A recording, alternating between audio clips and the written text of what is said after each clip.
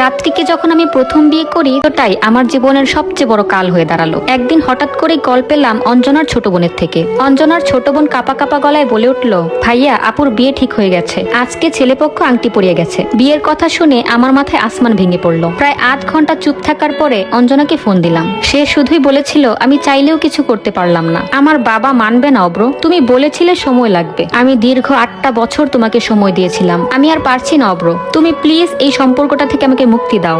আমার বিশ্বাস তুমি আমার চেয়ে ভালো কাউকে পেয়ে যাবে, আমাকে ক্ষমা করে দিও অব্র, আর নিজের যত্ন নিও। এই বলে প্রচন্ড কান্না করতে করতে সে ফোনটা রেখে দিল।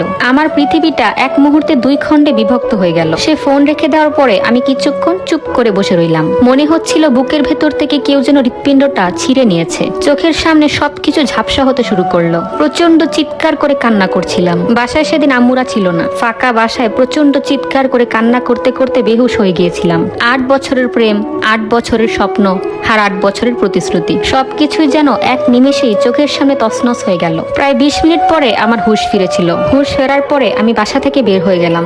দোকানে গেলাম, 1 প্যাকেট সিগারেট নিলাম। জীবনে এর আগে কখনোই ধূমপান করিনি, সেদিনই প্রথম। আমার অঞ্জনা ধূমপান ভীষণ অপছন্দ করত, অথচ আজ তারই বিরহে আজ প্রথম ধূমপান করছি। বাসায় ফিরে জানালার সামনে দাঁড়িয়ে একটার পর একটা টান দিচ্ছিলাম। ধোঁয়া উঠছিল, আমার ভেতরটা জ্বলছিল, কিন্তু তারপরও বুকের ভেতরের ব্যথাটা একটুর জন্য কমছিল না। অঞ্জনার মুখটা সামনে ভেসে উঠছিল বারবার। ওর হাসি, ওর রাগ, ওর অভিমান, ওর স্বপ্ন, ওর দুটো চোখ, ওর চুল, সবকিছুই যেন একসাথে এসে তীরের মতো বিচ্ছিল। আমার এখনো মনে পড়ে সেই রাতে আমি 10টা ঘুমের ওষুধ একসাথে খেয়েছিলাম। মরে যেতে চাইলাম কিনা জানি না, তবে তখন মনে হচ্ছিল মরণটাই যেন আমার একমাত্র মুক্তি। 2 দিন পরে চোখ খুলেছিলাম মায়ের কান্নার শব্দে। মায়ের দুটো হাত ঠান্ডা হয়ে গেছে, চোখ দুটো লাল হয়ে ফুলে গেছে। ঘরের মধ্যে পরিবারের সকলের উপস্থিতি টের পেলাম। আমার মা আমার মাথায় হাত রেখে বলেছিলেন, বাবারে, তুই মরে গেলে আমি বাঁচবো কি করে? আমাদের যে তুই ছাড়া আর কেউই নেই, এভাবে নিজেকে শেষ করে দিস না বাবা। মায়ের সেই কথাটা আজও আমার কানে বাজে। মায়ের কান্না আমাকে প্রথমবার ভাবতে বাধ্য করেছিল, আমার জীবনের অধিকার কি শুধু আমার? অঞ্জনা তখন আমার জীবনের অতীত হয়ে গেছে, কিন্তু তাকে ভুলে যাওয়া আমার পক্ষে অসম্ভব ছিল। 8টা বছরের স্মৃতি আমি এক নিমেষে কিভাবে ভুলে যাব? প্রায় 3টা মাসের মতো আমি এলোমেলো অবস্থায় ছিলাম। খাওয়া দাওয়া, গোসল, নামাজ, পড়াশোনা কিংবা বন্ধু বান্ধব সবকিছু বাদ দিয়ে আমি শুধু বিছানার এক কোণায় পড়ে থাকতাম। সকলের কাছ থেকে নিজেকে বিচ্ছিন্ন করে ফেললাম, আর সুযোগ পেলেই বাথরুমে গিয়ে লুকিয়ে লুকিয়ে প্রচন্ড কান্না করতাম। বেঁচে থাকতেও আমি হয়ে গেলাম এক মৃত লাশ। মাঝে মধ্যে ফোন আনলক করে আমাদের পুরনো ছবিগুলো ঘাটতাম। কখনো কখনো ওর নাম্বার ডায়াল করে আবার মুছে ফেলতাম। অঞ্জনার বিয়ের পরে আমি নিজেকে আর খুঁজে পাইনি। তখন আমি ছিলাম শুধুমাত্র একটা দেহ, ভেতরে কোনো প্রাণ নেই।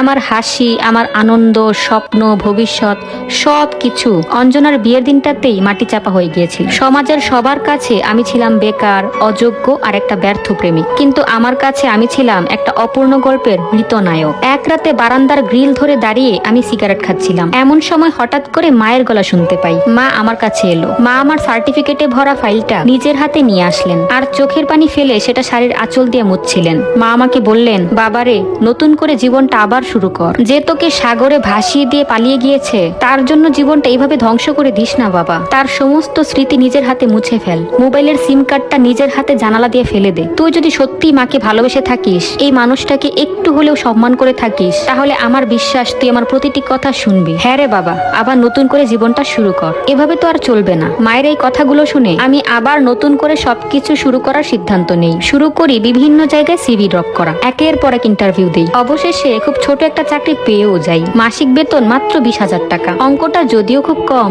কিন্তু আমার বেকারত্বের তকমা মুছতে এটা যথেষ্ট ছিল। একদিন বাবা মা টেবিলে বসে আলোচনা করছিলেন যে যত তাড়াতাড়ি সম্ভব ছেলেকে বিয়ে দিতে হবে, কারণ ছেলে যতদিন বিয়ে না করেছে সে যতই চাকরি পাক আর যাই করুক, এই অভিশাপ থেকে তাকে বের করে আনা সম্ভব নয়। একদিন মা আমাকে বলা নেই কওয়া নেই আমাকে প্রচন্ড জবরদস্তি করে দাওয়াত খাওয়ার কথা বলে এক জায়গায় নিয়ে গেলেন। সেখানে গিয়ে বুঝলাম মা আমাকে কোণে দেখতে নিয়ে গেছে। সাথে ছিল বাবা আর আমার দুটো বোন। সেখানে যাবার পরে দেখলাম বসার ঘরে লোকজন বসে আছে। চা, নাস্তা সহ বিভিন্ন আইটেম নিয়ে এলো, আর সেখানে বিয়ের কথাবার্তা চলতে লাগলো। মেয়েকে ডেকে নিয়ে আসা হলো, কিন্তু মেয়েটার দিকে আমি যে একটাবারের জন্য চোখ তুলে তাকাবো সেই শক্তি কিংবা ইচ্ছা কোনোটাই আমার ছিল না। মা আমার কানে কানে এসে বললেন, বাবারে, আমাকে বেজ্জতি করিস না, তোরা ওই ঘরে যা, গিয়ে একটু আলাদা করে কথা বল। আমাদের দুজনকে আলাদা ঘরে নিয়ে যাওয়া হলো। এরপর বাকিরা চলে গেল। মেয়েটা এসে বসলো আমার সামনে। প্রথমবার মুখ তুলতেই দেখলাম মেয়েটা খুব মিষ্টি করে হাসছে। যদিও হাসিটা খুব মিষ্টি ছিল, কিন্তু তারপরও আমি তখনও অঞ্জনার কথাই ভেবে যাচ্ছিলাম। আমার অঞ্জনাটাও এভাবেই হাসতো। রাত্রির সেই মিষ্টি হাসি আমার মন গলাতে পারেনি। আমি তাকে খুব ঠান্ডা গলায় বলে উঠলাম, আমি অন্য কাউকে ভালোবাসি। রাত্রির হাসিটা কোথায় যেন মিলিয়ে গেল। আমি আবারও বললাম, ওর বিয়ে হয়ে গেছে, কিন্তু তাতে কি? ওকে আমি চিরকাল ভালোবাসবো। ওকে ভুলে যাওয়া আমার পক্ষে জীবনে সম্ভব না। এ কথা শোনার পরে যে কোনো মেয়ে এখান থেকে উঠে চলে যেত অথবা অপমান করত, কিন্তু রাত্রি এই দুটোর একটাও করেনি, শুধুমাত্র মাথা নিচু করে রইল। আমি তাকে বললাম, আমাকে বিয়ে করলে আপনি আপনার স্ত্রীর অধিকার থেকে চিরকাল বঞ্চিত থেকে যাবেন। রাত্রি সেখান থেকে চলে যায়। ভেবেছিলাম সে বসার ঘরে গিয়ে স্পষ্ট করে বলে দেবে যে এই ছেলেকে বিয়ে করা আমার পক্ষে সম্ভব নয়, কিন্তু না, সে আমার ধারণাকে মিথ্যা প্রমাণ করে দিল। আমাকে অবাক করে দিয়ে সে বিয়েতে রাজি হয়ে গেল। সে রাতে